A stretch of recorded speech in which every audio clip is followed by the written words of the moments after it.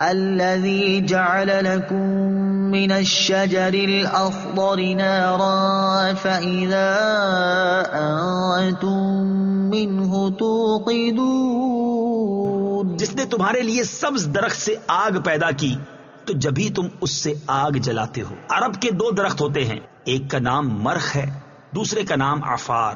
इनकी खासियत यह है कि जब उनकी सब्ज शाखें काटकर एक दूसरे पर रगड़ी जाएं तो उनसे आग निकलती है। हालांकि वो इतनी तर होती है कि उनसे पानी टपकता होता है। इसमें कुदरत की कैसी अजीबोगरीब निशानी है कि आग और पानी दोनों एक दूसरे की जिद, हर एक जगह एक लकड़ी में मौजूद।